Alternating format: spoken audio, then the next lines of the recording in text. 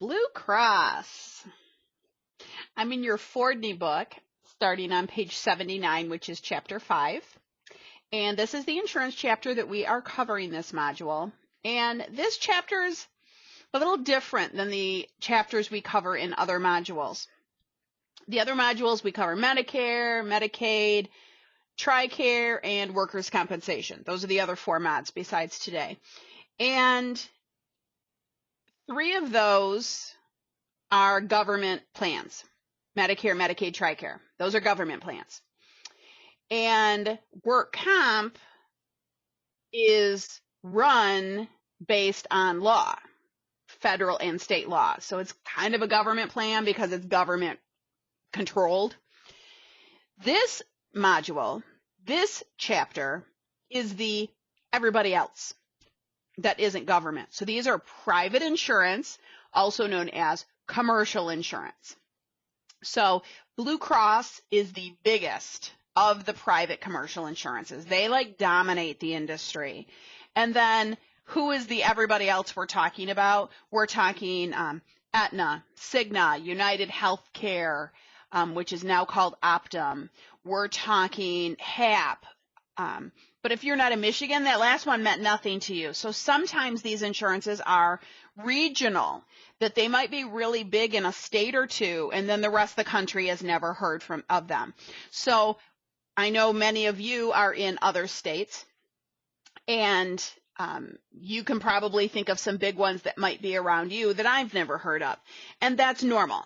Okay, so that's who we're talking about in this chapter. And because we're talking about thousands of insurance companies when we say private or commercial, there's no one way to give you a rule of how it works because they all are going to work different. Okay, so even within Blue Cross that is across the 50 states, there's a lot of variety from one state to the next on how this works. Okay, so we're going to hit the highlights. We're going to hit the basic concepts of how all commercial insurances are created and the different types of plans you might see out there. Also part of this is the managed care, which are the HMOs. We're going to get into that this chapter as well. Okay. So, private health insurance is run by state law. So this is not federally ran. Every state has to license that insurance company to sell a product in their state. So Blue Cross that operates in 50 states have been licensed by 50 states. HAP, which is a big one here in Southeast Michigan, I believe is only in Michigan. So if they wanted to start selling plans, they wanted to expand and they wanted to sell into Ohio, Indiana, Illinois, etc., they would have to go to each state and get licensed before they could start selling there. And if they wanted to, they could absolutely do that. Okay. So starting with Blue Cross, because they are the biggest, they are the dominating force in the private insurance. They actually were founded in the 30s and started as hospital. And then another company started as doctor insurance, and then they decided they could join together to cover hospital and doctors all in one comprehensive plan. Okay, so we're going to talk about that in a minute. It is very important that when a patient comes into the office that you get their insurance card, and I actually have Blue Cross. Okay, so you would get my insurance card. And you want to copy that front and back because there is information on both sides that is very important. And if you have health insurance, look at the front and the back of your card. Sometimes the backs are useless, like the back of a Medicare card is nothing. But the backs of most cards have phone numbers and things. Okay, so it says here the first thing is to identify that the Blue Cross on the card, which I have the Blue Cross symbol right there. Okay. We'll talk about the cross and the shield in a minute. What's the difference between Blue Cross Blue Shield? Because there is a difference. And oftentimes there are phone numbers and addresses. Okay. Those are important. You also may have more information about what kind of plan it is here. And the book talks about traditional, HMO, PPO, point of service. We're going to talk about all those words here in this lecture. Okay. So that may tell you a little bit about about the insurance. Now, if you look at my card, I have this United States picture in my top corner, and actually over here it says Federal Employee Plan, because my husband is a government employee, so I actually have Blue Cross Federal, which is kind of its own entity separate from the 50 states. So when you look at my card, if you're familiar with the plans that you see in your office all the time, you might go, oh, Federal, I know how that one works. Okay. I'm in Michigan, and so when I see a card that says General Motors or Ford, that tells me a lot just by knowing who your employer is. Or MESA, which is our teacher's insurance here in Michigan. All of those things mean something very specific to the kind of plan. And the more experienced you are with the patients that you see all the time, you're just going to know a whole bunch about that plan just by seeing the name of the employer. Other times, you have to look things up. Okay, and I'm actually going to do a bonus video this module about how to verify benefits, especially with Blue Cross being the monster of the industry. And I don't mean that like they're a scary monster. They're just dominating the industry. So in the early days,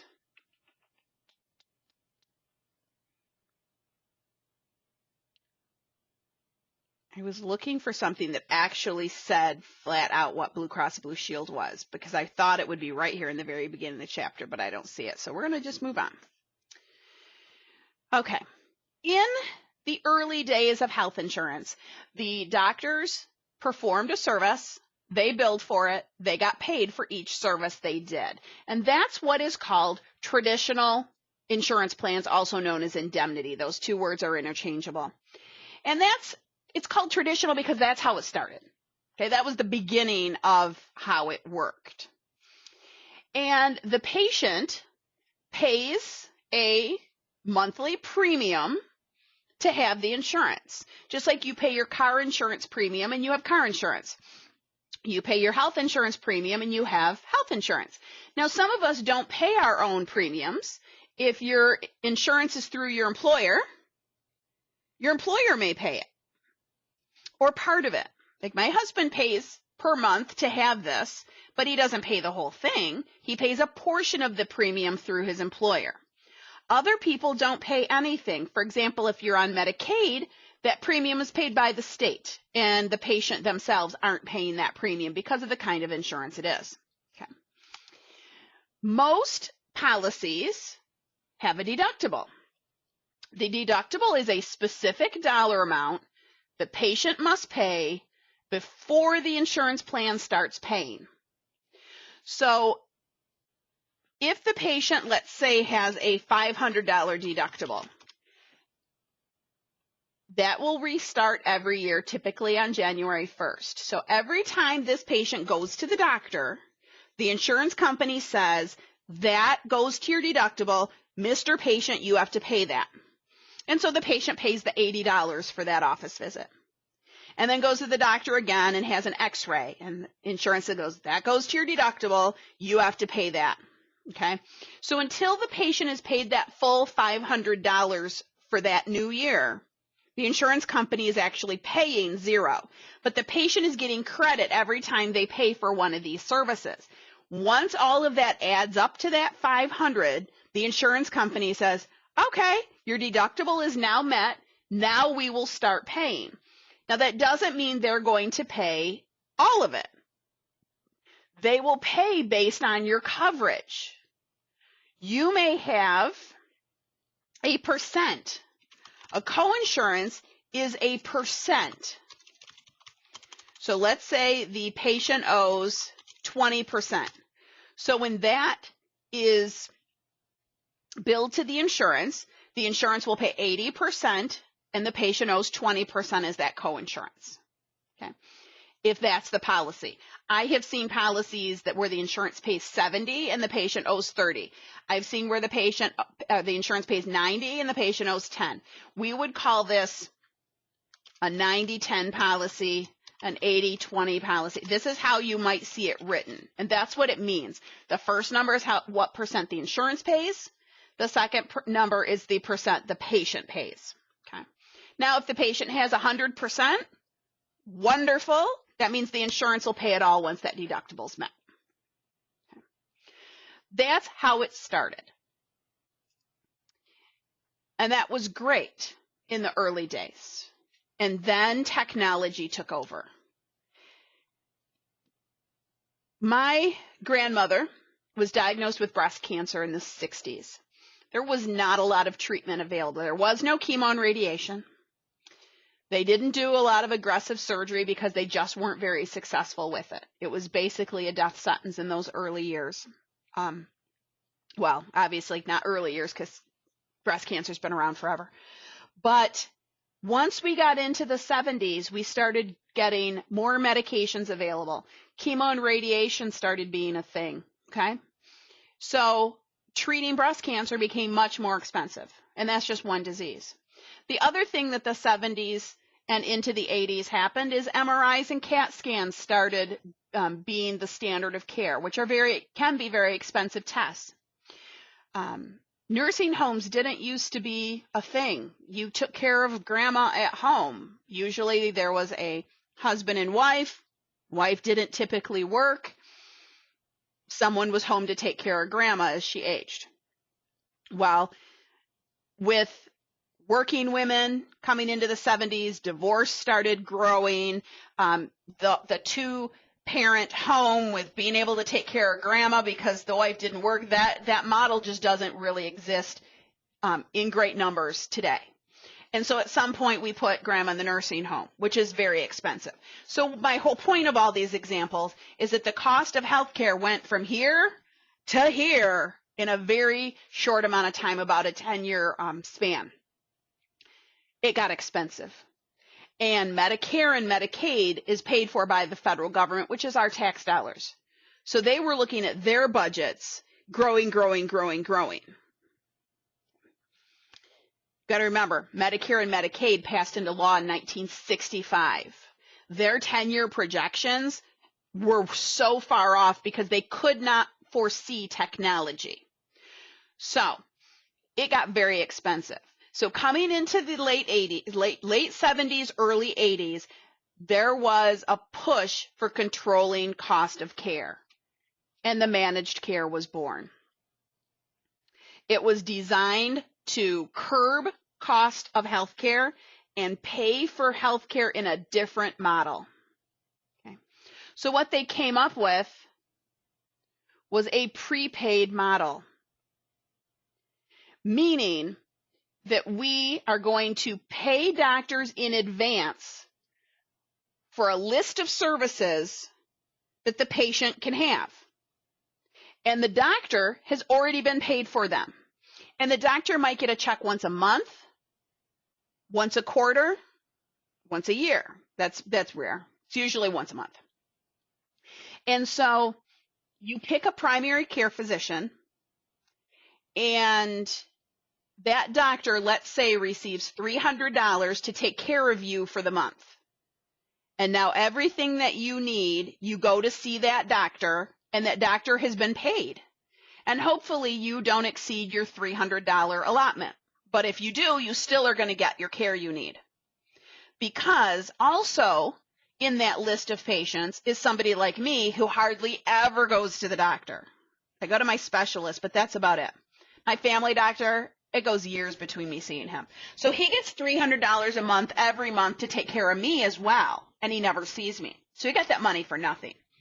But then you have patients who are high utilizers because they have lots of chronic problems, and they well exceed their $300. They use my $300 and the next person's $300 every month because they are high utilizers of service.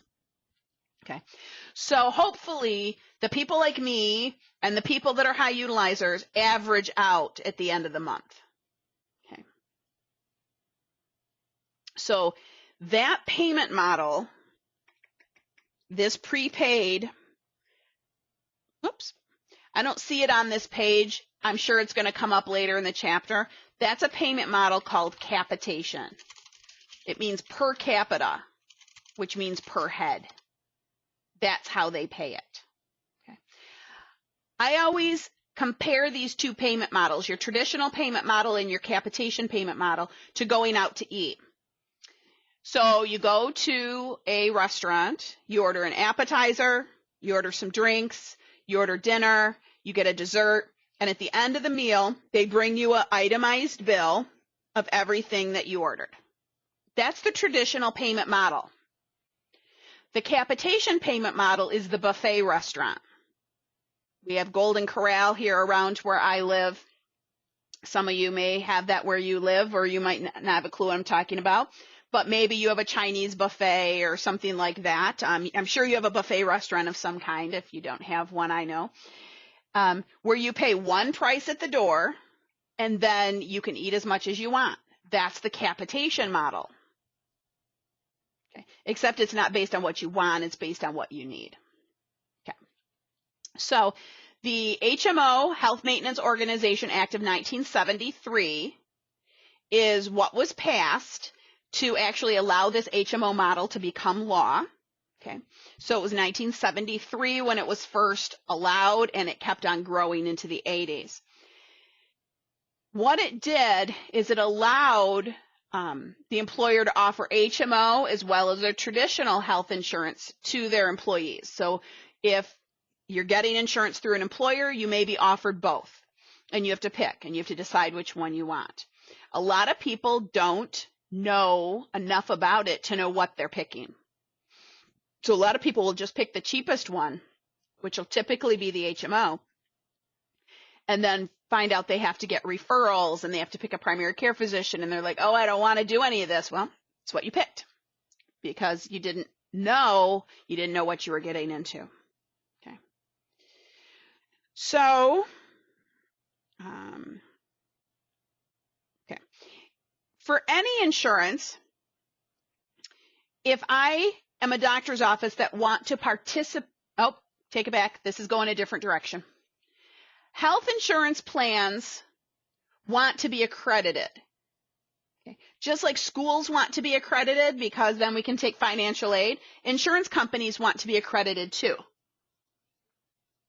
If I work for a company that we want to offer health insurance to our employees and I'm shopping plans, I'm going to look for people who have met some standard. I'm going to look for an accrediting agency. And that's what this National Committee for Quality Insurance. They accredit managed care. So they have different criterias for scoring, and you will get scored based on those criterias. Okay. So I might be, I don't know if that's like stars or levels. So let's say I'm a 4-star one versus a 2-star one. So if I'm an employer purchasing a plan, I'm probably going to go with a higher rated HMO. Okay, customer service and all that stuff. Okay. Under HMOs, most managed cares, the patient has to pick a primary care physician. That primary care physician acts as a gatekeeper. And imagine you're on the farm and there's a gate, and the primary care physician is standing there monitoring that gate. And you want to see a cardiologist who's on the other side of that gate. In order for you to be able to see the cardiologist, the gatekeeper, your doctor, has to open the door and let you through by writing a referral. That may or may not happen. Okay. I've worked a lot of my career in a chiropractic office. Patients could not always get a referral to a chiropractor. And they would come to me and they go, my insurance covers it, but my doctor won't give me a referral. What do I do? I tell them they have 3 choices. Number 1, get your doctor to change their mind. Convince them to give you a referral. Number 2, change doctors.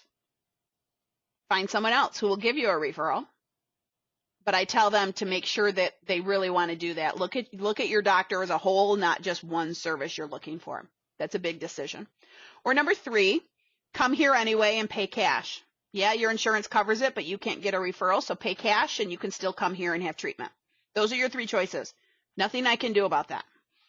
So they will make one. Or the fourth choice is don't come see a chiropractor. Okay, so one of those 4 things have to happen. You pay cash, You either don't come or you don't come.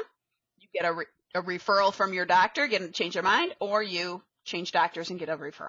Changing doctors, though, takes a couple months to do so. All right, so we have basic and we have supplemental health insurance, health services. These are things that are not, these are the things that are covered. They fall into these two categories. Every policy, their coverage will be different. So just like Blue Cross, your commercial insurances will get an ID card as well. Just won't say Blue Cross. It'll have some other insurance name on it. And we want to make sure we get a copy of that card from the patient every time they come in. If it has changed, we need this card front and back. Okay. That's here. Front and back should be photocopied because there is important information. I don't know how many times my front desk only got a copy of the front of the card. And guess what? I had no phone number or address. And I go back to my front desk and I say, you need to call him and get the information from the back of their card. Or, oh, he's coming in tomorrow. I need it. I have one insurance that's local to me that the card actually opens up. There's a fold in it. And my front desk all the time would miss that this card opens up and there's two more sides. There's not only a front back, there's these two insides on it. And it's rare, but if it is there, you need a copy of it. Okay, so the HMOs are there to save the insurance company money. So how does that work? What are the different kinds of plans that exist and how do they save money? The patient still needs care, right? So how do we save money? Okay. The first one is called a staff model. And with the staff model, the doctors actually work for the insurance company. So the doctors get a salary, and that's it. They don't own the company. They actually work for ABC Insurance, ABC HMO. So are they really there for the patient? Are they there for the insurance company? Well, it's a fine line between the answer there. But the reality is their allegiance is to the insurance company. So they're there to not test, to give you as few services as humanly possible, because they also get bonuses for not referring out. Not a very good model. The national HMO is the reimbursement, and here's that capitation we've already talked about. So they pay that monthly fee. So they know what their cost is going to be. They'll have no surprise claims that they have to pay throughout the year because they know every month they pay this much per person. That's it. No surprises. Okay. The big one that most of us have are PPOs. Even if, oh, mine's not a PPO. That's weird. I thought mine was a PPO. Most of us have PPOs even if we don't have an HMO. PPO is a type of managed care. Managed care is like the umbrella, and then HMO is one kind, PPO is a different kind. Think of the umbrella as fast food, and you've got McDonald's and Burger King and Taco Bell all falling under it. So managed care is the top. HMO, PPO, point of service that we're going to talk about next are the types of managed care. Okay. So with this one, the insurance companies contracts with a doctor to be in network, the participating doctor. And then the patient can choose any doctor they want to go to, but they are going to get paid better if they stick to the list of doctors who are in network. So if the patient, let's say they have that 80-20 policy I was talking about, patient pays 20% coinsurance, but that's only if they pick a participating doctor. If you want to go to a non-participating doctor, it becomes 60-40. Your copay doubled. But if you want to go to that doctor, you can. I'll ask my class when we teach this, why would you go to a doctor that's going to cost you more money? And usually the one answer I get is you like the doctor. Absolutely. You've been with this doctor forever. You love that person. And you change insurance and that doctor is out of network. You don't care. You're still going to pay extra to still go see that doctor that you really like. Second reason someone will go to out-of-network doctor is convenience. Maybe they're right next to where you live or work. Maybe they have weekend hours, Sunday hours. Okay, so maybe the convenience factor is important to you. The third reason that a lot of people will choose an out-of-network doctor and pay more is if the doctor is like the best of the best.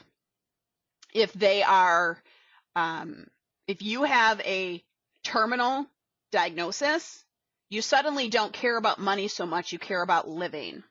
So I always use Grey's Anatomy as my example. So you need Dr. Derek Shepard to get rid of that brain tumor, and you don't care that he's out of network. He's going to save your life. So that would be the third reason, is that the patient wants to go to Johns Hopkins Hospital. They want to go to the Mayo Clinic, the Cleveland Clinic, these big institutes of expertise. And it might cost you a little bit more to do that. And you don't really care at that point. You'll find a way to pay for it because you want to live. Okay, that's another big reason people will do it. Okay. Point of service plan is kind of a hybrid. It combines an HMO and a PPO in one plan. The patient does choose a primary care physician. Sometimes they need referrals, but then sometimes you can self-refer. So it's kind of this hybrid of, for this you need a referral, but for this you don't need a referral kind of thing. Okay.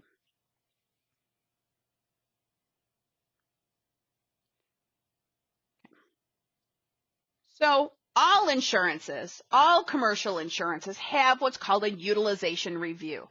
This is a case-by-case review of the appropriateness of care, medical necessity, and were your procedures performed according to evidence-based criteria? Okay. You can't just say the patient needs this. You have to have, it has to meet standards of research. Way back in the early days, well, today, a common treatment of leukemia is a bone marrow transplant. It's standard of care. However, in the early days of bone marrow transplant, it was considered to be experimental, and no one paid for it. Okay. As people paid cash for this service because it was going to save their life, we started getting more and more research on the effectiveness of care, and we started getting proof that it was effective.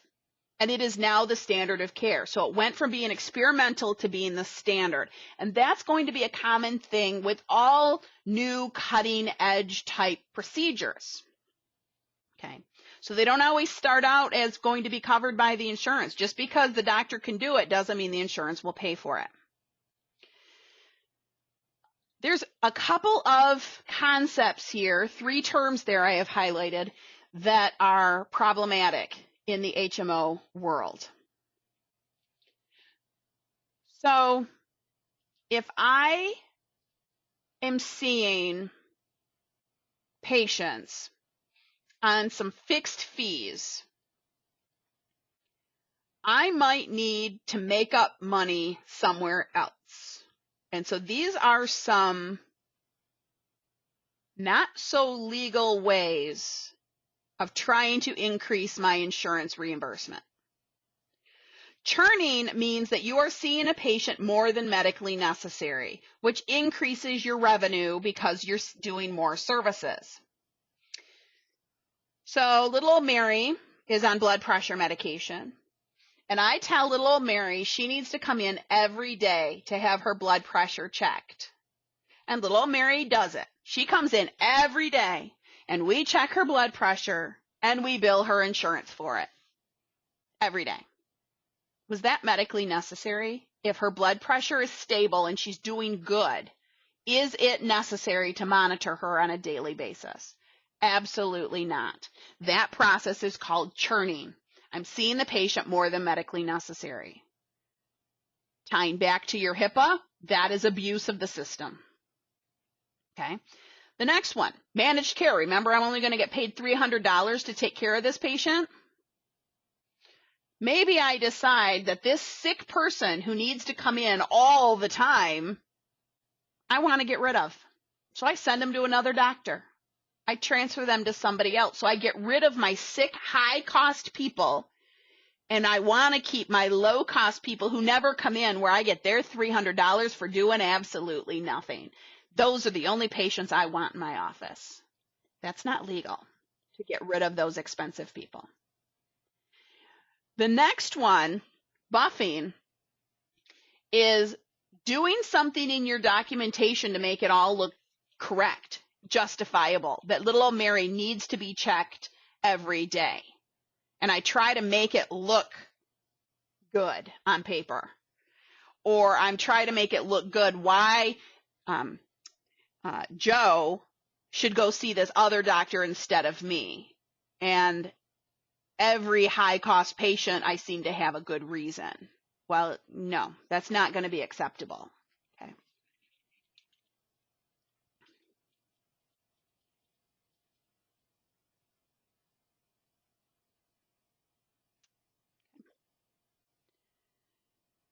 We already talked about referrals.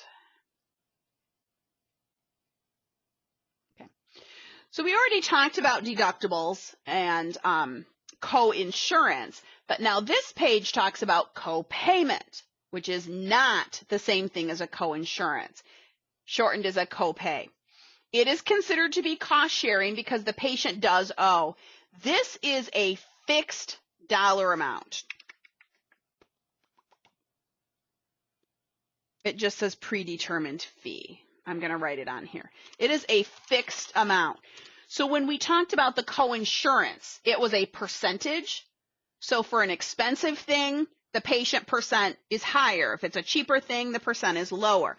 With a copay, it is a fixed dollar amount. So let's say every time I go to the doctor, I have a $25 copay. My $25 isn't going to change. Every time it's $25. Okay. This is common for office visits, prescription drugs, mental health, urgent care, emergency room, stuff like that. I may owe a different amount of copay for different things. So if I go to an urgent care, that 25 may turn to 50. And if I go to an emergency room, it may turn to 100. So it doesn't have to be the same fixed amount for every type of service, but every time I go to the emergency room, it'll be 100 every time. That doesn't change because the location is the same from time to time. One thing that is growing in popularity in healthcare is called concierge medicine. There's a lot of people with really large deductibles. I see patients with like deductibles of up to $10,000 or $15,000 a year. It's huge. Those people feel like they have no insurance because they really, unless they have something traumatic happen, their insurance isn't paying for it.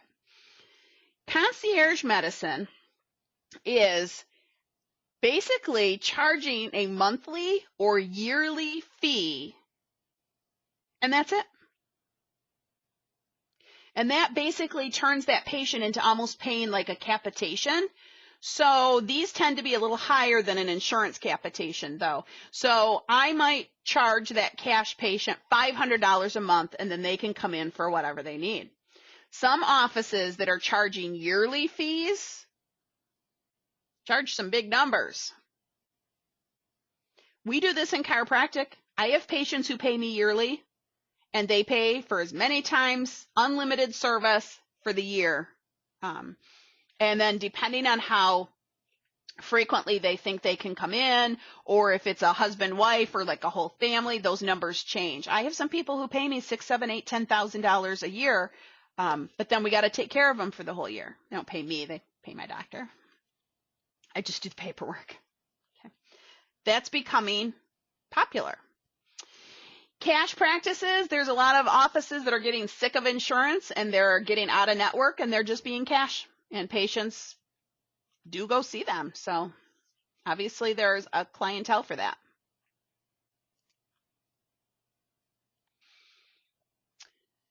When a hospital bill for a patient's stay in a hospital, they tend to be paid under a bundled payment called an episode of care, meaning that they are paid for the surgical procedure or the birth of the baby or whatever that stay was for that diagnosis in one bundled payment. So they're not actually paid on a traditional indemnity plan where it's like line item. And they're not necessarily paid on capitation because it's not per month. It's a per episode. Big concept with Blue Cross is this patient-centered medical home. Yes, this is on the test, so you need to know this one. The medical home is a team managing the patient's care. So it's the primary care physician is considered to be the home, and all the specialists that the patient chooses is the neighborhood. The whole point is that this team of doctors communicate with each other.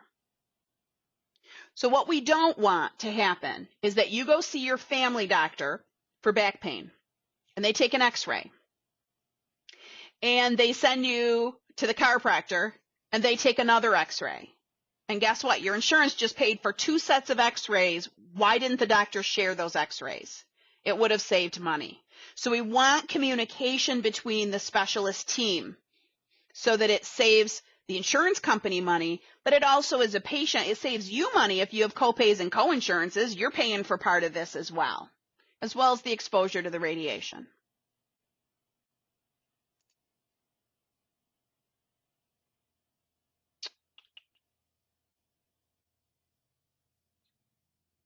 Okay. Here's some examples of some itemized bills. Okay. Withholding. Blue Cross, at least here in Michigan, does this. I assume other states do. Blue Cross does this withholding. And what it does is it holds back a % of the payment amount. It's like 0.5%. It's really low. And it puts it into this big pot of money. And then they have some criteria for you to get an incentive, like a bonus. And if you qualify, then you can get some of the money back out of that pot. But if you don't qualify, they're going to keep your money and use it to pay other doctors this incentive. And at least here in Michigan, how you get that incentive money is participating with that patient-centered medical home. And there's a whole list of criteria for you to be an approved patient-centered medical home doctor or the specialist as part of the neighborhood.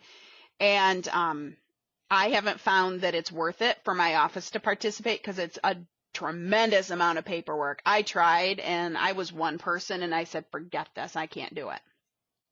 So we pay into this withholding, and we don't get a penny out of it. Okay. I'm going to do a second video having to do with getting pre-authorization for services because you have an ICA on filling out for a pre-authorization request. So I want to give you some more information and prepare you to do that ICA. It won't be a very long video because it won't take that long to go through it, but definitely you'll want to watch that before you do that ICA.